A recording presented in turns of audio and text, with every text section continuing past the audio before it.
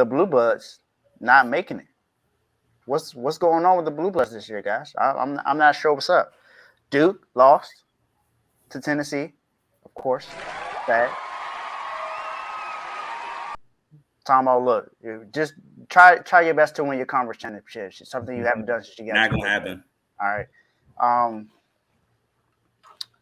Kansas gone. UNC didn't make it. Kentucky gone. I mean, we all we got left is UCLA. And now, do we still consider them a blue blood? Yes. So, that's all you got left is UCLA. Everyone else is gone. So, I mean, my thing is why are all these teams being put out? I think it's I can answer for Duke. Duke got hot at the right time, went on a 9-game win streak, won our conference championship. You know, won the first game handily, and then went into Tennessee thinking that they were just gonna win it. Yeah, and they just didn't show up. I'm not sure what was going on. Roach didn't really play his game that I thought he would. Neither did Likely. I mean, I'm not sure what was up. But again, this was John Schuyler's first year coaching, so I think he did well in his first year coaching to win the conference championship his first year. Same thing that happened last year with UNC's head coach. So I mean, that you got something to start there. But I feel like with the talent that we had, some of the lineups just didn't make sense to me. I think we should have probably lined up things a little bit better, played different zones, but that's what happened. Kansas, they just lost. I'll get to that one. They just lost. That's all I can really say about Kansas. They just lost. And the Kentucky, this is their first time making it past the first round in a while. And after they got past the first round, that was it. I can explain that one too. So I mean, for me, it's just these teams have to. These are the teams. For Kentucky and Duke, I know for sure. They're mostly known now for getting the stars that play for 1 year and then they go to the league in the very next year. Those stars, I think what they need to do now is do whatever they can to have those stars get some kind of continuity in the off season and during the season as much as possible, so they can be able to mesh together well enough. Because if you know you're only going to have them for one season, you want to get the best out of them and to get best out of them as a team. You can recruit a lot of stars. I want to relate it to like the Lakers. When the Lakers went and got Karl Malone and Gary Payton, you got all these stars together, but you don't get them together to just to get to the championship. You get them there so you can win it. So you got to get them to win it. So I think for me, that's the case for Duke and Kentucky. I mean, someone else can argue that, but that's just my opinion. Kansas, I'm not sure because they were the defending champions last year, and then now they're not there. So that's just my opinion on that part. I think that's the reason why they didn't get this far. And I believe Duke would be better. I think all the teams would be better next year, but I think that for me, that's the reason why all the Blue Bloods are not really in there this time. I mean, you only got UCLA left, so that's the only hope that we got, that the Blue Blood can at least make it to the Final Four. That's one of the reasons why I picked UCLA to get there, but also because I like their team, I like how they play. So that's my synopsis on why the Blue Bloods are not in. Trent, I'm gonna go to you first, and then Carl. So Trent, why do you think it's up with the Blue Bloods? Why do you think they didn't really make much noise this year in the tournament?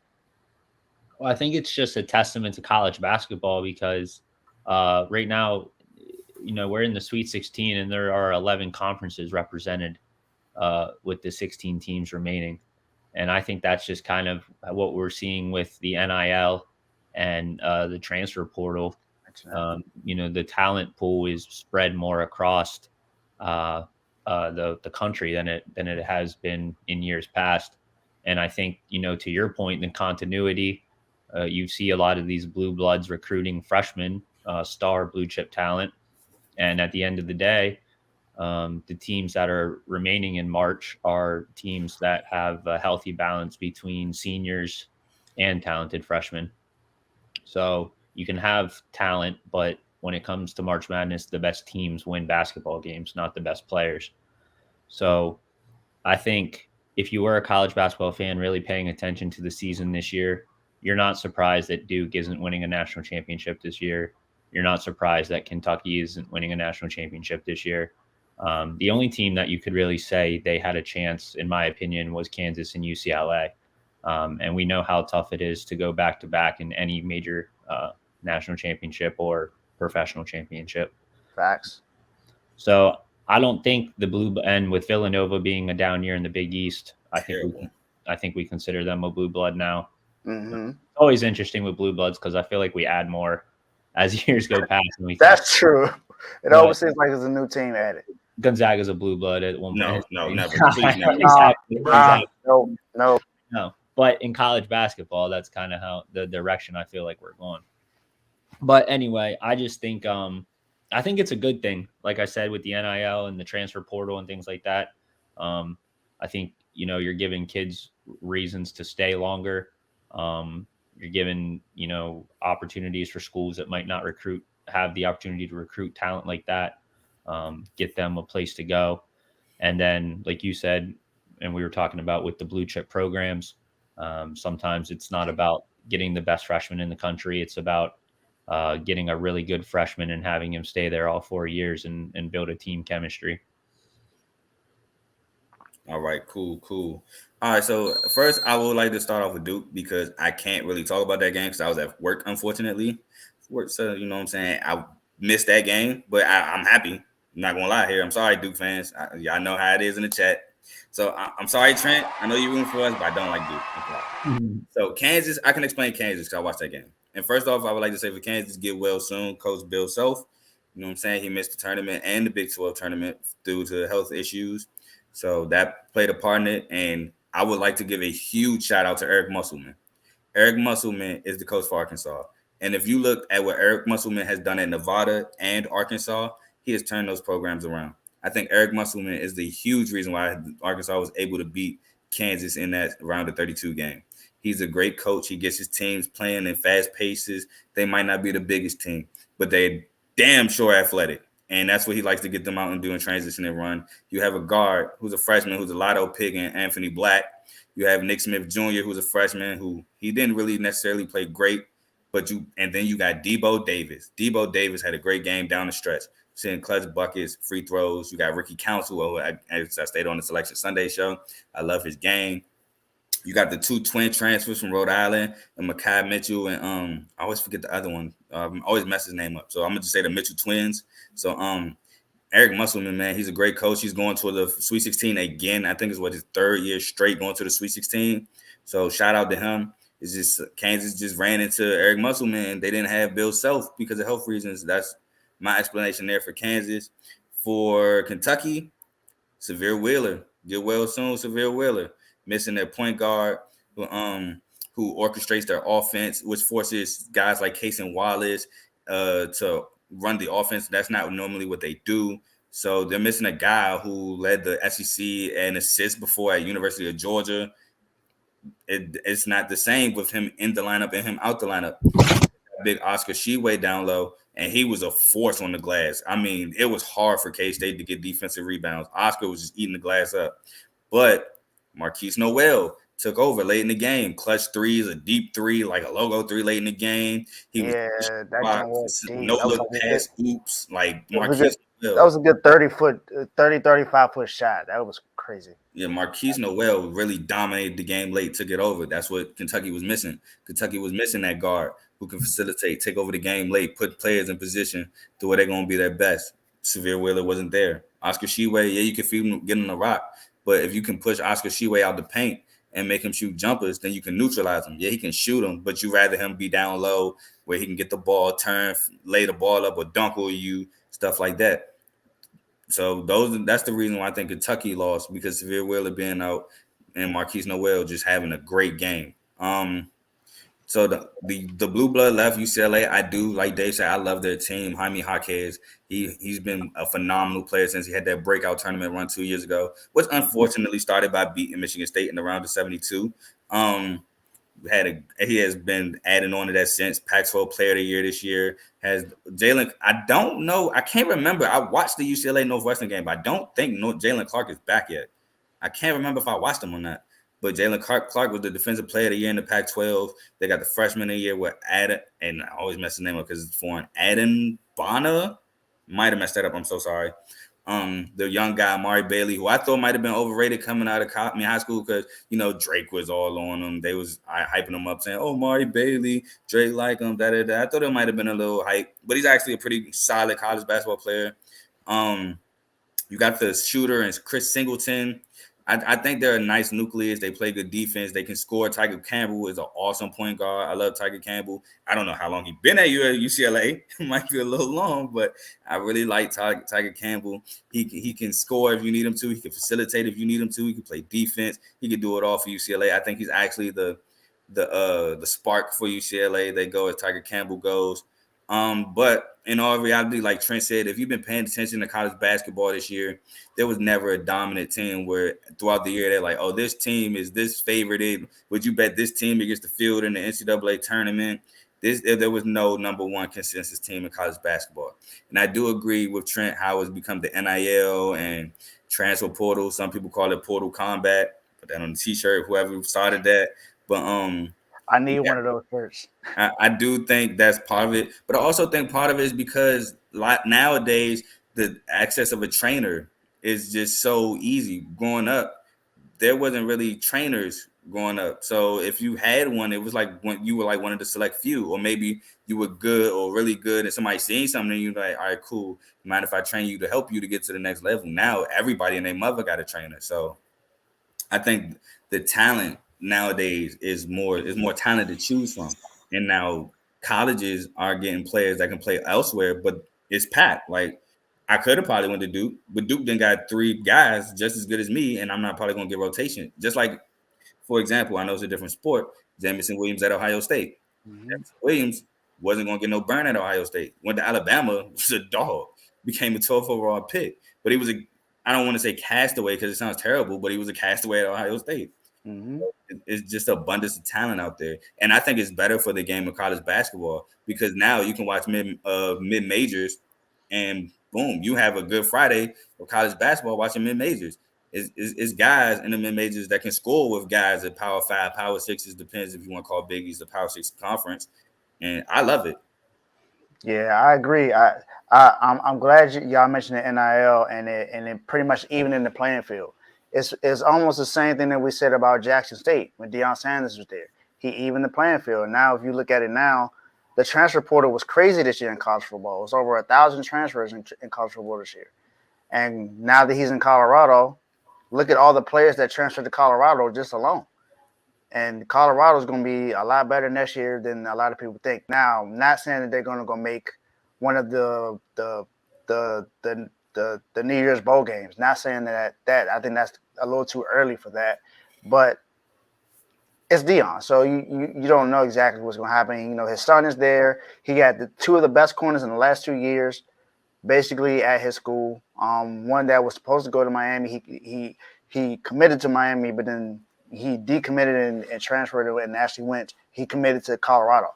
So you got 2 of the best DBs companies from the last 2 years there. It's crazy. In the NIL, I relate that to the University of Miami. Look how good University of Miami is because just how the NIL is, and it's pretty much even the playing field. You talk about the University of Miami. I'm sorry, Dave, I got to cut you off, but that's not NIL. That's Jim Larry building the program. Isaiah Wong. I'm not saying this is solely on that. I'm just saying it had slightly something to do with it. Maybe getting Nigel Pack, but the rest of that is team built. No, I know. Look, I like their head coach. I like Larry Naga. He's been really, really good as a head coach. Just as long as he's been in it. So I'm not discounting him or nothing like that. I'm just trying to use Miami as an example. Just how good they are this year. The playing field is even. So I see it makes me understand a little bit more why all the well-known colleges aren't where we think they are. Look at Alabama. Alabama's not known to be a basketball school. Nate Oates. That's Nate Oates, man. Nate Oates is a hell of a coach. Turned around Buffalo. He turned around Alabama. He is, but now what I'm saying is now you got all these great coaches that were at other schools. Now going to the bigger schools that are known for other sports. Like Alabama is known for football. Miami is known for football. Some of these places are known supposed to be. Hey.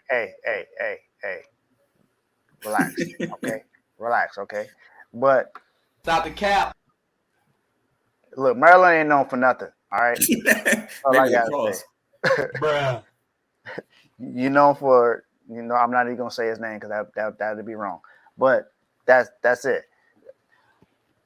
But Bruh. to me that's a reason. That's a big reason why. And not just an NIL deal. A lot of players now, a lot of young men and women now see it as I can go anywhere now and be seen. It doesn't matter where I go at. I can go anywhere now and be seen. And I think that's huge because you got great players that came from lower schools like Damian Lillard. You had Steph Curry that came from Davidson. Like you got players that don't come from like a Duke or nothing like that, and they ball out. I mean, you have the other stars like Anthony Davis and Kyrie Irving that came from the big schools, but you still see all these other players that come from smaller schools and like, hey, you don't need to go there. You can go here and still ball out. And the tournament pretty much gives you that opportunity to shine too, because now everyone sees you. So, because was this C.J. McCollum had his best game, won his biggest game against Duke when they put Duke out. Mm-hmm. And Tyson Walker also from a mid-major. He's from Northeastern University. We pulled him from the transfer portal. There you go. So people come from Jalen Pickett, Penn State's best player. Jalen Pickett was Penn State's best player all year, and he came from Siena. So I mean, All-American. Yeah, you have guys who play at smaller schools for 3 years and then come and make a 1-year impact as a grad transfer or a redshirt. Yeah, I think Marquise Noel came from a mid-major or something like that. There's so many out there that have come from. I mean, the Northwestern or Duke had the guy from Northwestern this year. Yep. No. North Carolina had Pete Nance. No, we had the dude from Northwestern this year though. I forget the white boy, 34. I forget his name. Yeah, I forgot too. But I was talking about Pete Nance, but that was North Carolina. Yeah. But there's just so many guys transferring in college basketball now, and football and college athletics in general. We just had two teammates transfer that into the transfer portal this year with Reese Dixon Waters and Malik Thomas from USC. Which one makes no sense, but the other one does. And then Kirk Carissa just jumped in the transfer portal, led the league and led the Pac-12 in assists, and jumped in the transfer portal from Arizona. So I mean, look, there you go. Everyone's like, look, if I can't do what I want to do here, I'm gonna go somewhere else. So everyone has an opportunity to go play somewhere else to play, and they can play immediately. It's not like they have to wait a year. They go, they transfer and play immediately. So I think it's a good thing. Even though I would love for Duke to be still in it right now, I just like the way basketball, college basketball is playing out now. College sports, period. I just like how it's playing out.